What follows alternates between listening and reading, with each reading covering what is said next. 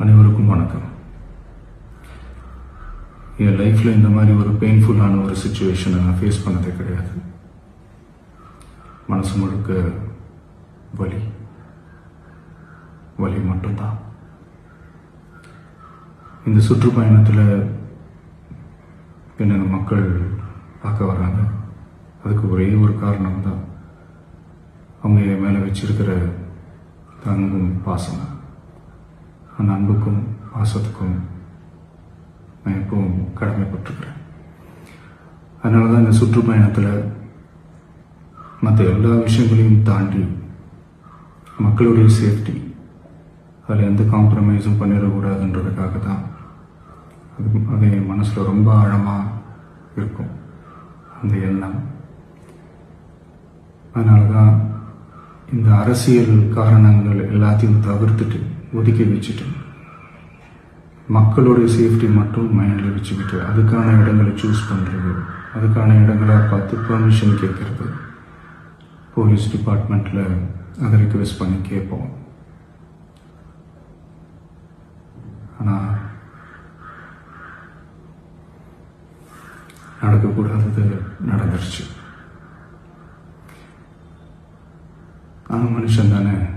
அந்த நேரத்தில் அத்தனை பேர் பாதிக்கப்பட்டு இருக்கும்போது எப்படி அந்த ஊரை விட்டுட்டு என்னால் கிளம்பி வர முடியும்? நான் திரும்ப அங்கே போகணும்னு இருந்துச்சுன்னா அதை ஒரு காரணம் காட்டி அங்கே வேறு சில பதட்டமான சுச்சுவேஷன்ஸ், வேறு சில அசம்பாவிதங்கள் அந்த மாதிரி எதுவும் நடந்துடக்கூடாதுன்றதுக்காக தான் நான் அவாய்ட் பண்ணேன். இந்த நேரத்தில் சொந்தங்களை இழந்து தவிக்கிற அத்தனை குடும்பங்களுக்கும் என்னுடைய ஆழ்ந்த இரங்கலை தெரிவிச்சுக்கிறேன். எனக்கு தெரியும், என்ன சொன்னாலும் இது ஈடையாகாதுன்னு எனக்கு தெரியும். ஹாஸ்பிட்டலில் ட்ரீட் பண்ணிகிட்ருக்கிற எல்லாருமே சீக்கிரமாக க்யூர் ஆகி வரணுன்றதை இந்த நேரத்தில் நான் வேண்டிக்கிறேன். கூடிய சீக்கிரமே உங்கள் எல்லாரையும் நான் சந்திக்கிறேன்.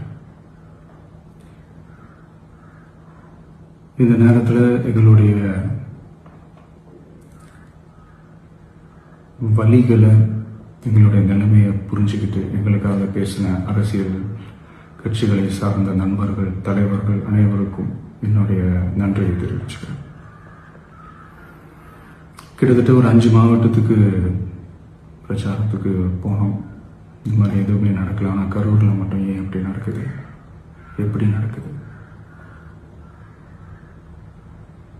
மக்களுக்கு எல்லா உண்மையும் தெரியும். மக்கள் எல்லாத்தையும் பார்த்துக்கிட்டு இருக்கிறாங்க. கரூரை சேர்ந்த அந்த மக்கள் அந்த உண்மையெல்லாம் வெளியில் சொல்லும்போது எனக்கு கடவுளே நேரில் வந்து இறங்கி அந்த உண்மைகள்லாம் சொல்கிற மாதிரி எனக்கு தோணுச்சு. சீக்கிரமே எல்லா உண்மைகளும் வெளியில் வரும்.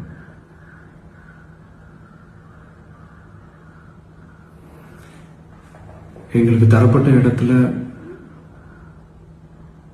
நாங்கள் போய் அந்த ஸ்பாட்டில் நின்று நாங்கள் பேசிட்டு வந்தோம். அதை தாண்டி எந்த தவறும் எங்கள் சைடில் நாங்கள் எதுவும் செய்யலை. பட் இருந்தாலும் எங்கள் கட்சியை சேர்ந்த நிர்வாகிகள், தோழர்கள் மேலே எஃப்ஐஆர், அது மட்டும் இல்லை சோஷியல் மீடியாவை சேர்ந்த நண்பர்கள், தோழர்கள் அவங்க மேலே எஃப்ஐஆர்லாம் போட்டு இப்போ பிடிச்சிக்கிட்டு இருக்கிறாங்க.